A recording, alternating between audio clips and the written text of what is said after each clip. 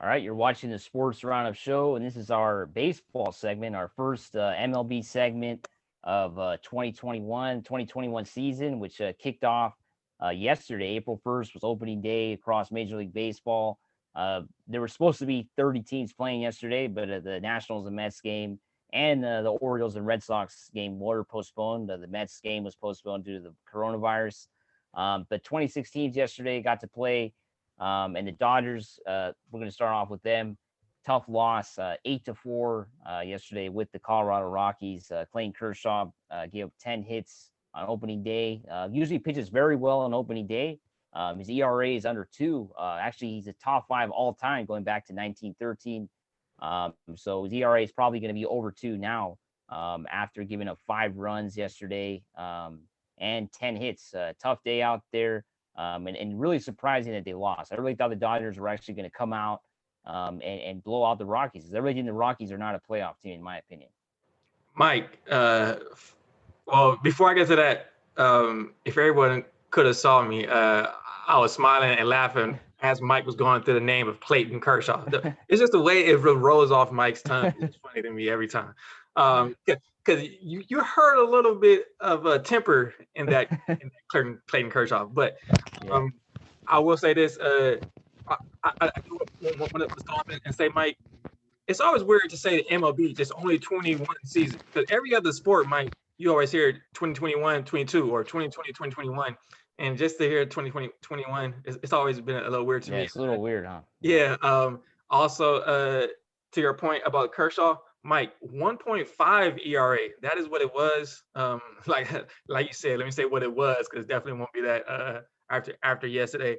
And yeah, Mike, I told you this when we were doing. I forgot which show we were doing, but I think we're talking about like kind of like the updates of the baseball season. How Vegas, Mike, had the Dodgers with the most wins for the year by a landslide. It was over 120. And then I told you, Mike, I told you this, Mike, before we came on air. It looked like the Dodgers was rusty. I don't know if it's the championship hangover. We was talking about that in our last video about the Lakers and the Bucks kind of, but I don't know if it's a championship hangover, but Mike, they look rusty. In my opinion. I don't know about you, but yeah, they I think they look rusty, on in terms of the hitting and even in the defense, right? The huge error by Corey Seager, Mookie Betts had a mistake as well, and then of course the huge base running blunder by Justin Turner. Justin Turner had thought that the ball was caught on a home run by Cody Bellinger. The ball had gone off of the outfielder's glove over the fence. So he ran. It was of course interference with the runner. So he ran behind Bellinger, and that's why Cody Bellinger was called out. And he actually was only credited with a single, even though he hit a 2-run homer. It was just officially an RBI single. I had never seen it happen. It only happened 6 times in the last 40 years in Major League Baseball. I had never seen it in Major League Baseball before. I had seen it before in Little League Baseball when I used to play. It happens a lot with kids. They don't know the rules of base running, and with the tagging up and all that. But in Major League Baseball, it rarely happens. So I was a little surprised with that. I think Justin Turner, maybe, I don't know. I always think maybe an umpire might have thrown him off, because there was some talk about that. Had an umpire called him out when he was actually a home run. I know they can't review that. The umpires would have had to talk that over and figured that out. But I noticed Dave Roberts had came out and argued about that as well. So I wish there was some more clarity about that. Was there an umpire saying that Bellinger was out, and that's what threw Justin Turner off? So real quick correction by me, 1.05 was the ERA for Kershaw. All right. Lowest ever. And then, yeah, Mike, we was talking about this before we came on air. I've never seen it. You said it happened 6 times, but what years was this? Because I've never seen it. I know Sports Center has never shown it, and I've been watching. It probably had to been a long time ago. Yeah. What? Yeah. What actually happened last year? Actually, in the Dodger game, they were talking about the Arizona D-backs did it, but I didn't see that game. I must have missed that one. 2020 didn't happen, Mike. We all know. So, yeah. We didn't see that. But yeah, I'm with you, Mike. And to your point, the announcers were saying that what was Cody Bellinger doing? Like why did he stop for? So they were saying like the umpires know what they're doing? Do they not know what they're doing? What's the play call? Because I've never seen that before, and maybe the umpires never seen that before. And to your other point, don't you think that it should be reviewable? Everything. Yeah, I think they should be able to review what the umpire was calling, right? But in pretty much in all sports, if you think about it, when a referee makes a call on the field, it's rare that they can look back and say and overturn it. Like they can overturn calls, but what I'm saying is like when a whistle gets blown or when somebody like calls the end of play, that's usually can't be overturned, right? Because even in basketball, there's inadvertent whistles, and you can't go back and say like, oh, that shouldn't have been a whistle, right? Or hockey, there's inadvertent whistles too, soccer, right? So that's why I think baseball doesn't want to get into that and make that a reviewable play because then you could challenge everything that an umpire could do, right? If an umpire says safe, you could say, well, he shouldn't have even called it, or even on many different plays, right? Infield fly rule, they could be reviewed as well. Should an umpire have called it or not? That at present time cannot be challenged either. So, and also, Mike, you don't want to make the game longer. You Yeah, always hear complaints about how long baseball games already are. There's been some rules over the last couple of years. The commissioner, I always forget his name. Rob Manfred. Manford, yeah, Yeah. he's been trying to put rules in to make the game shorter. He's been seeing things, so you don't want to make it longer with replaying every play. So that's a good point. Yeah. But yeah, tough loss for the Dodgers, but it's only one game, one of 162. So it's a long season. And Mike, and I wanted to say this also. Some players did play well though. I do think that it was rusty and whatnot, but you had Betts and Seager both with hits to start the game. Gavin Lux played pretty well, Yeah. um, and then it was just the errors. Turner, I also want to say Justin did play pretty well too, but yeah, it was just the errors. And I was telling you this before we came on air. The Rockies, it seemed like they wanted it more on the Yeah. home Yeah. crowd. Playing in front of their home fans, right? It looked like they were really energized and what a large crowd yesterday in Denver. I know they're allowing 50% of their stadium, but it definitely sounded almost like normal at times because it was a very large crowd. A lot of Dodger fans made the trip as well, so that was pretty cool. But yeah, the Rockies looked like they really wanted it.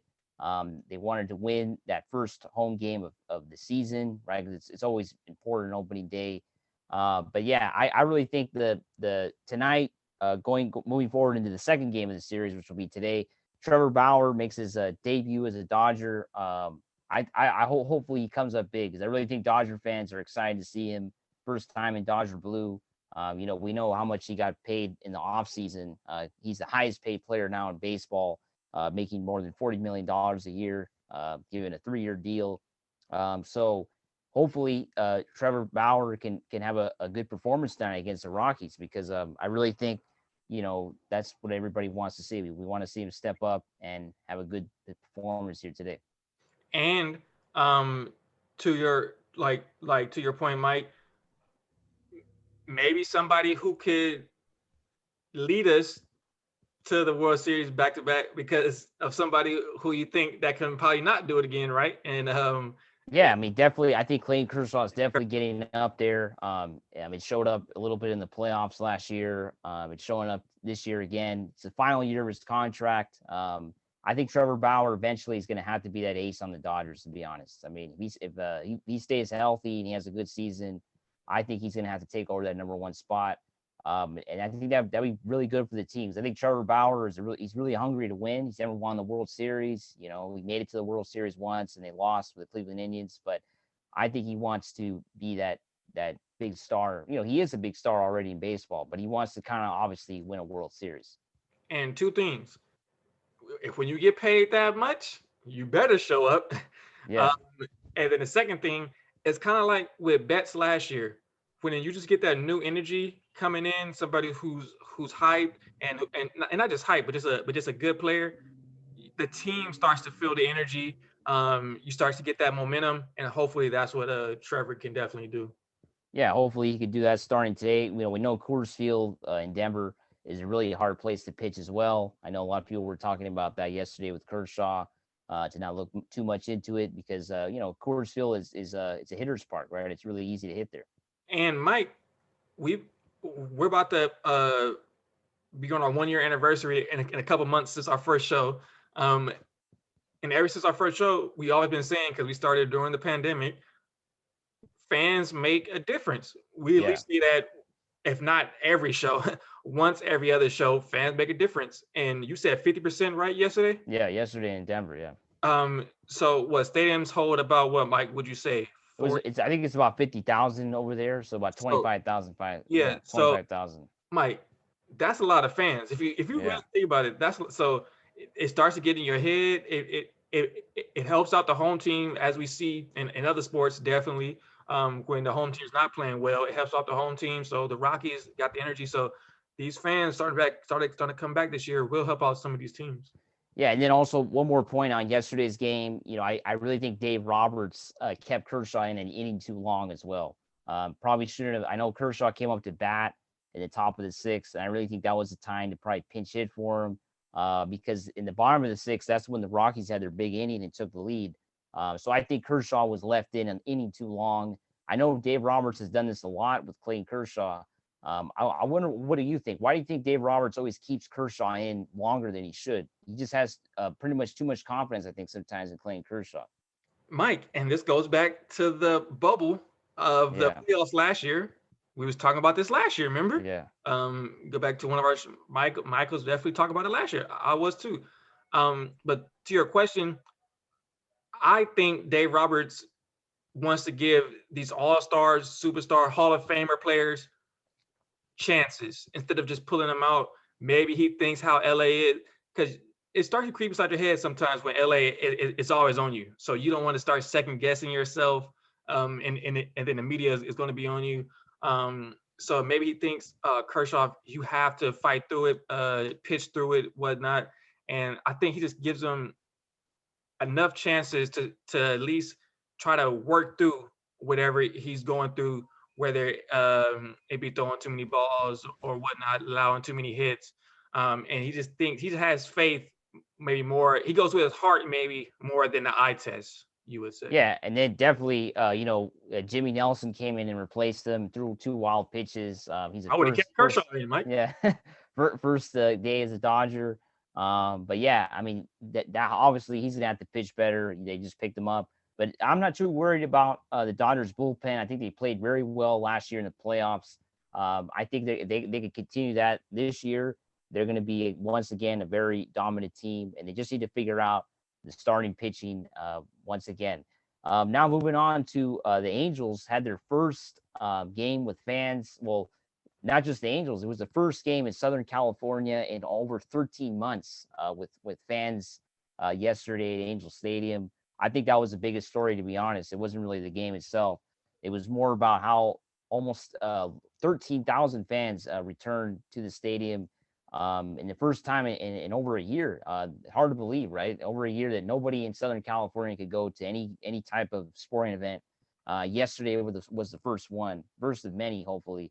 And that was pretty awesome that happened yesterday.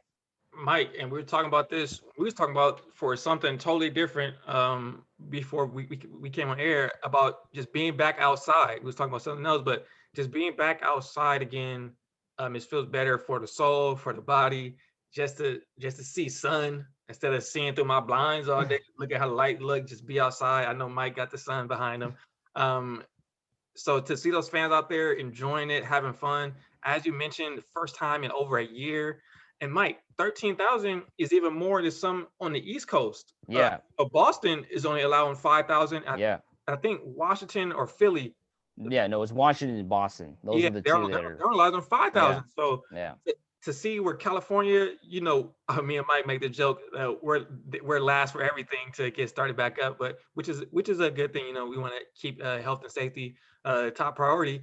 So, but for us to have more in California, Los Angeles Angels of Anaheim, to have more than Boston or the East Coast, that's a pretty significant thing for the future of LA sports. Yeah, right now, of course, LA County and Orange County are both in the orange tier. So they allow 33% capacity at outdoor stadiums.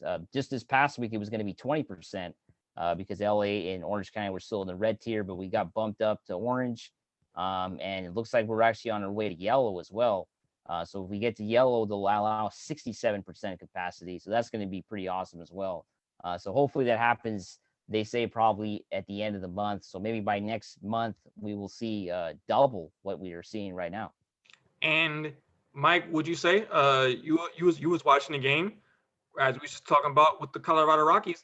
Now, before you answer the question, Mike knows this because he was out there for the Dodgers championship, going crazy. If you look on his Instagram, LA fans, Mike, we're one of the best. We go the craziest. We energize the home team. So would you say like the Angels fans? I mean, they won, but would you say like maybe they gave them Yeah, they a boost? yeah they definitely pushed them. In the bottom of the eighth inning, there was a moment where Trout got the RBI and everybody was chanting MVP, MVP for Mike Trout. So he even talked about it after the game, just feeding off the fans. So yeah, that was a really awesome moment just to see everybody back in the stadium. You know, we've been obviously been watching sports since last year.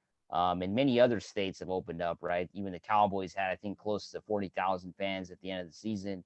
But just to see it here in California was pretty cool because we've seen fans before, right? But this is the first time we really saw it here.